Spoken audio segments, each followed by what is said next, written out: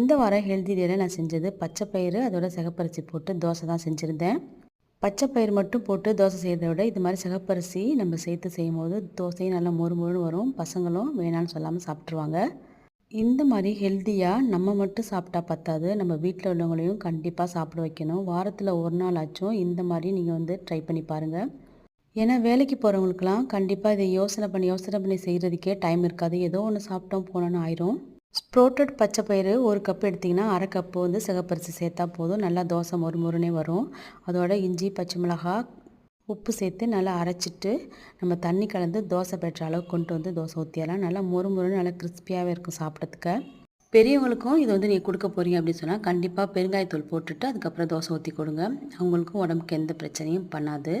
Night டின்னருக்கு இதே மாதிரி ஹெல்த்தியாக நம்ம சாப்பிட்றத விட காலையில் பிரேக்ஃபாஸ்ட்டுக்கு சாப்பிட்றது தான் ரொம்ப ரொம்ப உடம்புக்கு நல்லது. ஏதாவது ஹெல்த் இஷ்யூ வந்து அதுக்கப்புறம் நம்ம இது மாதிரி சாப்பிட்டு பழக்கிறத விட நம்ம இப்போவே பசங்களுக்கு செஞ்சு கொடுத்து பழகிட்டோம் அப்படின்னு சொன்னால் அவங்களும் ஃப்யூச்சரில் இதே மாதிரி கண்டிப்பாக வாரத்தில் ஒரு நாளாச்சும் சாப்பிட்டு பழகிடுவாங்க. இந்த சாப்பாடு பிடிச்சே சாப்பிட ஆரம்பிச்சிருவாங்க. மத்தியானம் லஞ்சுக்குமே எலும்பு வச்சு மட்டன் சூப்பு தான் செஞ்சுருந்தேன். நிறையா மிளகுத்தூள் சேர்த்து அது கூட சூப்பு தூள் சேர்த்து நம்ம செய்யும் போது சாப்பாட்டுக்கே இதை ஊற்றி சாப்பிட்லாம். அந்தளவுக்கு டேஸ்ட் வந்து அட்டகாசமாக இருக்கும். பொறுத்த வரைக்கும் நம்ம அப்படியே பவுலில் ஊற்றி தான் குடிக்கலாம்னு நினைக்கலாம். ஆனால் கண்டிப்பாக இந்த சூப்பு சோறுக்கே நல்லாயிருக்கும். அதை விட டிஃபன் எல்லா வகையான டிஃபனுக்குமே ரொம்ப அருமையாக இருக்கும். கண்டிப்பாக நாளைக்கு ரெசிபி தரேன், ட்ரை பண்ணி பாருங்கள்.